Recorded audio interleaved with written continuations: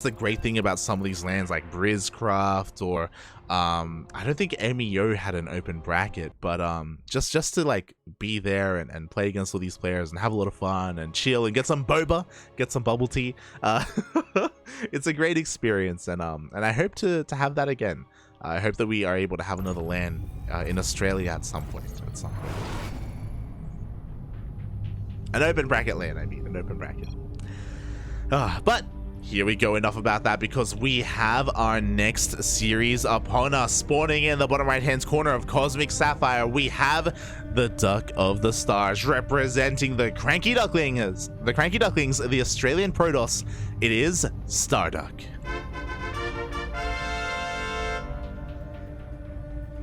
And spawning in the top left hand corner of Cosmic Sapphire, we have the New Zealand Zerg player, the Teal Zerg, representing Root Gaming. It is MightyKiwi.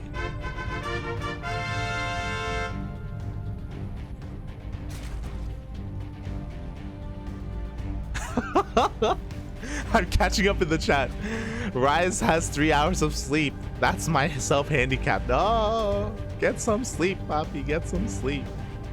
MightyKiwi, StarDuck, and Alopex. Yo, you're crazy. But what do you mean? Put some respect on Josh's name. Oh my god. As MightyKiwi, actually opens up with a pool first. A pool hatch opening. I'm a little bit shocked. Pool hatch gas. I'm a little bit shocked because this is a very safe opening coming out from MightyKiwi. And StarDuck isn't really known for cannon rushing anymore. Emphasis on anymore. StarDuck used to be a very cheesy, very hyper-aggressive player a couple of years ago in this matchup. Nowadays, not so much. Nowadays, he does hit certain timings. He can go for some 2-base all-ins. But yeah, going for an early pool like this is very interesting for MightyKiwi. I wonder what his plan is with this. He is going to be mining that gas. Is he going to be going into Ling speed, or is he going to be saving his gas and keeping it for something like, I don't know, say a Roach Warren?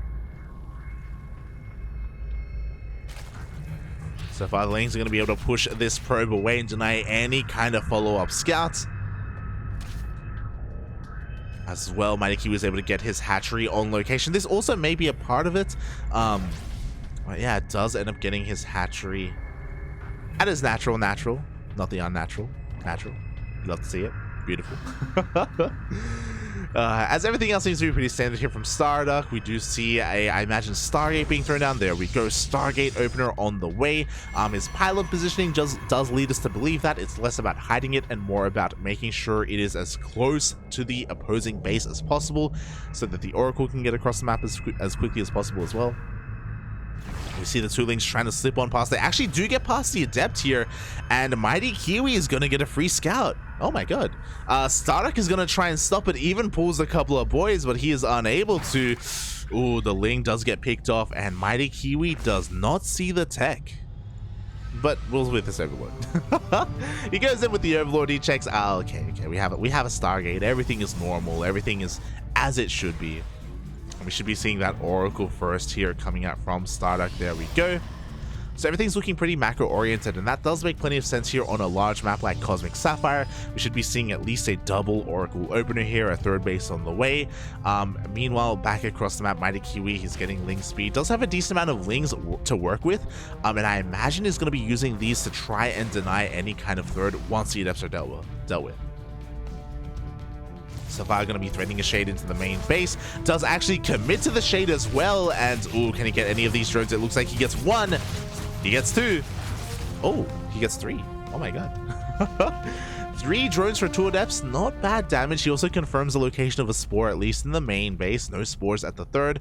But the Oracle is trying to find a way in. Actually makes its way towards the natural instead. Oh, and he's going to get a little bit of drone damage here as well. The Spore was a couple seconds too late, and 6 drones going down for 2 Adepts.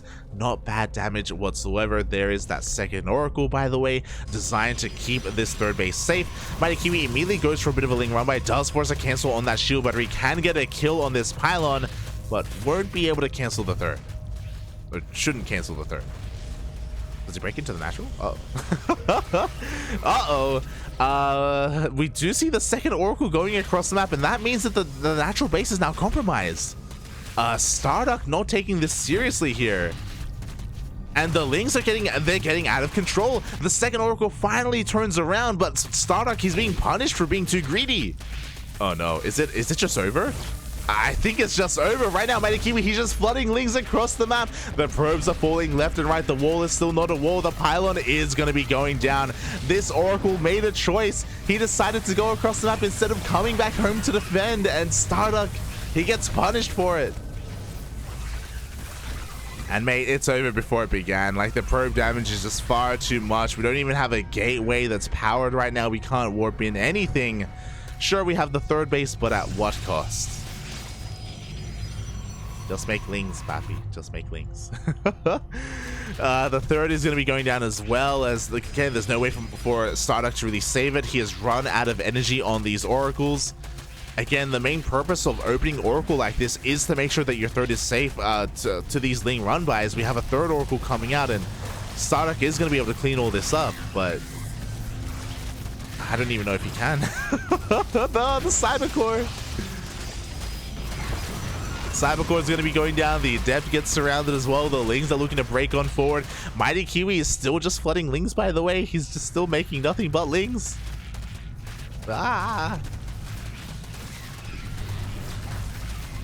And yeah, I don't know what else to say. Unfortunately, we just don't have any other gateways. And there we go, GG gets caught. I was like, I don't see a way for StarDuck to win. He's just gonna run out of energy. GG, well played, MightyKiwi. Will take the first game off of that Ling flood. Oh. Now, StarDuck just not recognizing how hard MightyKiwi was just hammering that Z key, making nothing but Lings. Things escalated very quickly there, very quickly.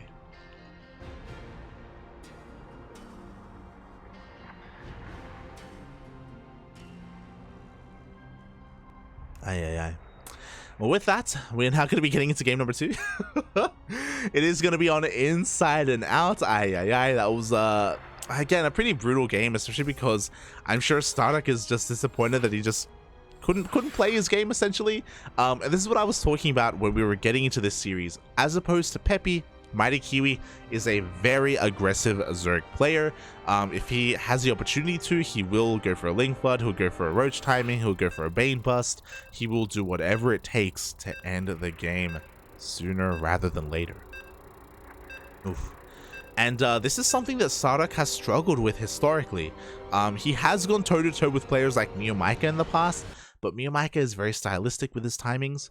MightyKiwi is a little bit more unpredictable at times, and StarDuck, he's got a really short period here to try and adapt, try and acclimate. And here we go, spawning in the top right-hand corner of Inside Now. We have the Australian Protoss representing the CranKy Ducklings down in this series, but not out, not yet. It is StarDuck.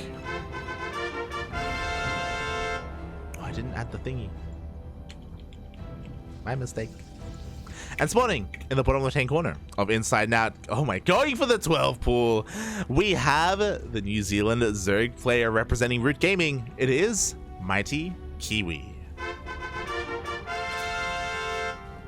Let's go, Bobby. Makes plenty of sense here. Inside and Out is, I think, the best map to 12 pool on, just because the ramp can be quite awkward. It is very large. It takes a lot of buildings. So even if, I mean, StarDuck will wall off once he scouts this, and he will scout this with this probe scout. Even though he walls off, a lot of these buildings are going to be very exposed. They're going to have a lot of surface area, and MightyKiwi can still get damage done. As StarDuck, oh my god, MightyKiwi is sending his drone across the map. He's going for a hatchery. Oh my god, he is giga all in, Papi. It's not the macro 12 pool, it's the all in 12 pool as he goes for the hatch block. The wall will not be a wall. Forge is thrown down. This is a very smart response here from StarDuck. Again, we're going to have very limited units to work with because we only have a single gateway. So cannons will definitely help as StarDuck is forced to wall around this hatchery. And you know what that means? That means that this forge, look at the surface area. There's so much room to work with on this forge if MightyKiwi wanted to dive on top of it. Meanwhile, StarDuck, he throws down a second pylon here as well to make sure everything is powered. We have a full wall off with this gateway. Lings do show up, but now he's got a choice to make. Does he go for the Forge or does he go for the Gateway? He's going for the Gate. Oh my god, he goes for the Zealot. Oh, he's going to get the surround on the Zealot. It will be going down. StarDuck with a little bit of miss micro there, and now this Gateway is going to be next to fall. The hatchery will finish up, but the drones were pulled, and as the Lings get on top of the Gateway, the drones get on top of the Forge. Oh my god. The Gateway goes down. We only have a single Zealot to work with. We have these cannons here on the way. The boys are being pulled from StarDuck. The boy-on-boy action. Ah! But the cannons are going to finish up, and the cannon makes all the difference here. StarDuck takes the fight. Oh boy, now the cannon's going to be able to chip away at this hatchery. MightyKiwi's droning? Oh no. Not like this, Papi. Not like this. StarDuck has successfully defended again. He is well versed in this. Mate, this guy plays against MightyKiwi, sorry, Mio Micah, and Go-Go Joey, and Demi. He knows all about this. MightyKiwi's going to try and maybe even run by, or it looks like he's going to try and maybe even use the broodlings of the dead hatchery to overwhelm these cannons, and maybe even overwhelm the pylons. We'll see if he can pull it off here as a Zelda's on the way and another Adept. Here we go. The broodlings do come in. MightyKiwi, he actually runs past. A little bit indecisive there for a moment, but he will actually use those broodlings to tank those shots. Runs past. He wants those probes. Oh boy, but the probes with the power of the Zealots, with the power of the Adept, it looks like they're going to be able to defend here. How many probes are going to be going down? The target firing one probe. Oh, he gets maybe a second. Up, maybe he gets two. Two probes, but that's not enough. GG gets called, and StarDuck will take game number 2. Let's go. Let's go, Papi. I love it. Pez even saying in the chat, this is why you keep your oracles full of energy versus MightyKiwi. 100%, mate. 100%. Oh, God. Pez is not wrong. He's not wrong. And with that, StarDuck, he successfully defends against the Giga 12 pool. And we are going to our ace match. The ace match, which is going to be, as I scroll up, on Data Under the Sea.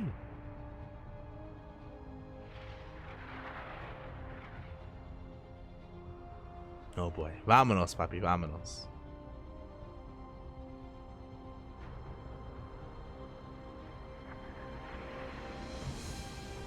You'd almost need to cancel those upgrades and get more oracles or avoid rate. Yeah. I mean, again, I'm sure StarDuck, if game number 1 were to repeat itself, I'm sure he would be all over it. I'm sure he can adapt.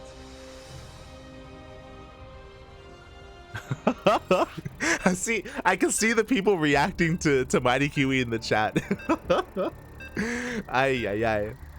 All right, here we go. We're getting into the ace match here. MightyKiwi, he's already 12-pulled once. He's not gonna do it again, right? There's no way. There is no way. We'll find out. Hey, this is when we cannon rush, right? As we are getting into our ace match here and spawning in the bottom left-hand corner of Data Under the Sea, we have the Australian Protoss player representing the CranKy Ducklings. It is StarDuck.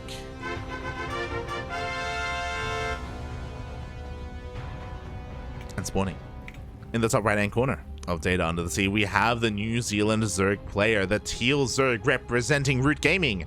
It is MightyKiwi. Oh boy, it's been a really quick series. It's been a very fast series indeed. Game 1, StarDuck got link flooded. Game 2, StarDuck defended the 12 pool. Game 3, are we gonna see something more standard? Are we gonna see something more normal as, MightyKiwi goes for the hatch first, but StarDuck is here in time to deny him.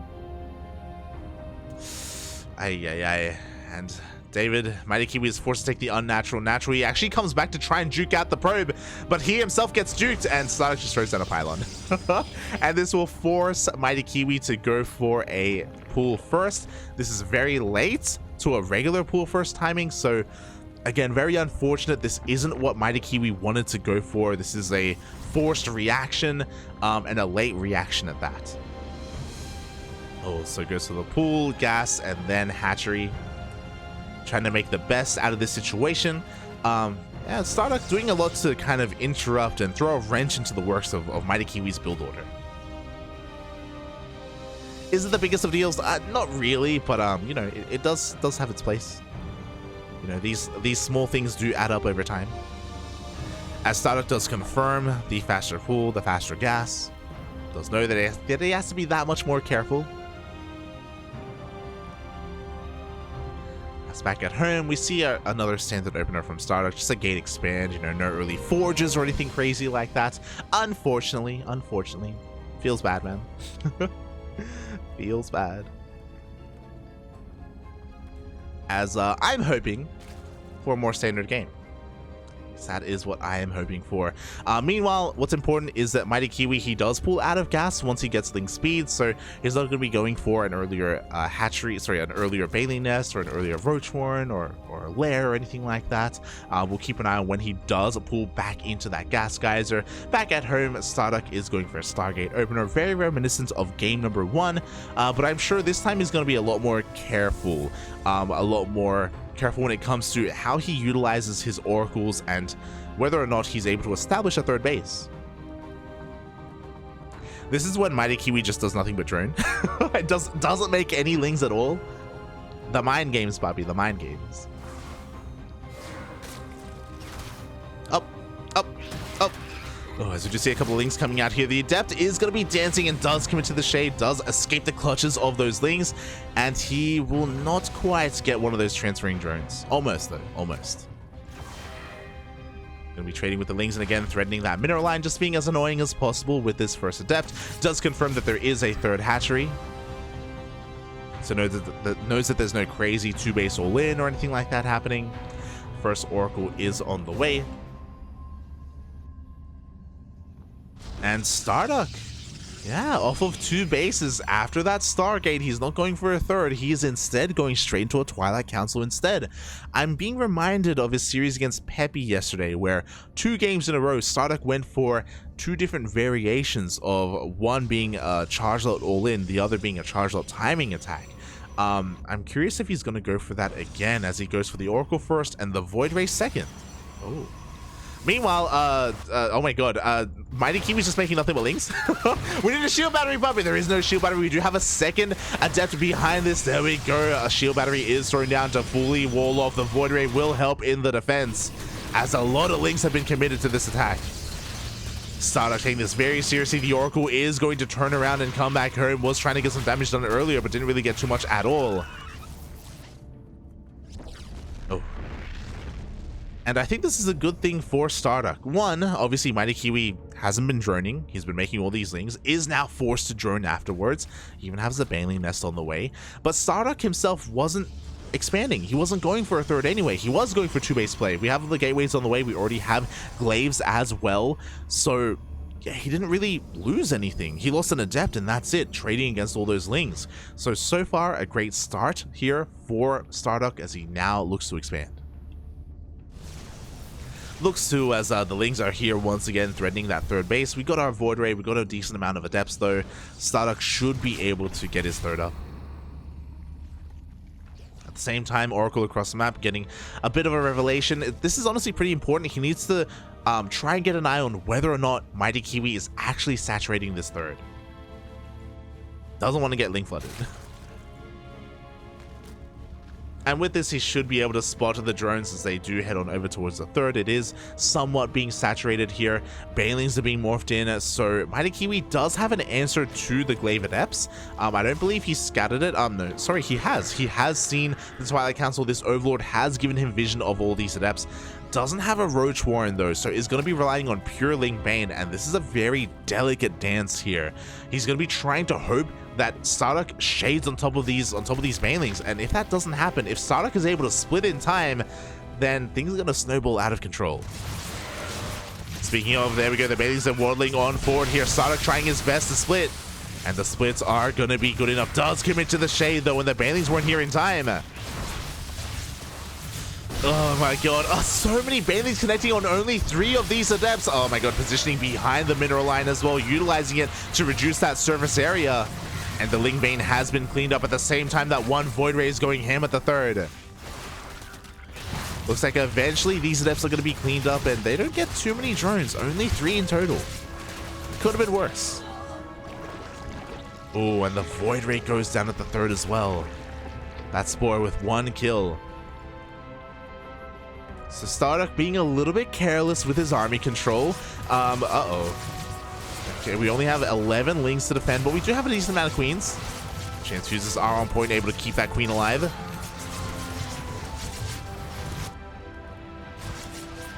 Oh, as the Adepts are able to get into the third base and getting a decent amount of drones this time. For 2 Adepts, getting 5 workers, not bad at all. We have another 2 Adepts headed towards the natural. This time the Lings are able to keep up. And MightyKiwi is going to be able to stabilize. For the most part here, he's still not amazing when it comes to the drone count. He could do with a 4th base. It may even be worth double expanding, as he does expand towards the south here to try and get his 4th up and running. But StarDuck, he's ahead in the worker count. He did the damage that he needed to. He's got the workers, he's got a full wall off as well, so going for a Baneling run by is going to be very difficult at this third base. We have our Stalkers, we have our Sentries, Blink on the way, +1. StarDuck's in a great position right now, and oh my god, he's going to come across these Banelings! I think the Oracle barely does miss it, but the Banelings hasn't been spotted, or have they? The Sentries! Ah! The Banelings may not trade with the probes, but you know, they do get 2 Sentries. That is something. Forcing a force field as well. Oh. But it does feel like MightyKiwi is still in a rough place. He's still trying to macro up from here. Like he's, I was curious to see if he was going to try and continue droning or just make nothing but roaches. We do see drones headed towards that 4th. Oh god, but this Stalker push is looking quite terrifying. Like, StarDuck is working up towards this big push with +1. And I don't know if MightyKiwi is going to be able to stop it. Lings are going to be crucial. +1 melee just now starting for MightyKiwi. And here we go, StarDuck is pushing out across the map. There is that Prism to reinforce on the front lines. And even with a full surround of these Lings, I don't know, puppy. I don't know. The Oracle going to be using his energy for these revelations. We don't have a stasis trap to back up this army. So again, Lings are going to excel here. But these are 0-0 Lings and they're trickling in. Ugh. MightyKiwi just, I don't know if he really has the army supply here. Meanwhile, the Prism is going to be working up shortly. We do have that stasis trap going off on only one of those roaches. Oh god, but we have even more Stalkers showing up here, and StarDuck, he just has too much. The series did go all the way to the ace match, and honestly, after game 1, I thought that MightyKiwi was just gonna take it. But now StarDuck showing off his defense, showing that, mate, let this man get into the mid game, and he can be terrifying. There's a reason why he 2-0'd Peppy yesterday. 4th base goes down, MightyKiwi's able to keep these workers alive, but the Stalkers are not stopping, puppy. They're headed towards the 3rd. MightyKiwi gonna try and go for the best engage possible. He's even pulling the boys against this, but there's only so much he can do, puppy. There's only so much, as the boys actually drone drill past the army. They go for a full surround, but GG gets called, and StarDuck will take game number 3 and the series 2-1. GG. A cannon rush a day keeps Haas away. Shout out to Tonaso in the chat. I love it. I know that Tonaso isn't necessarily from the StarCraft scene, but I appreciate that he's got some memes. He's got some memes, papi. Shout out to Tonaso. For those who don't know who he is in the chat, he is the admin for today's tournament. If it wasn't for Tonaso, then you know, we just wouldn't be able to have these qualifiers today. So much love, papi. Much love.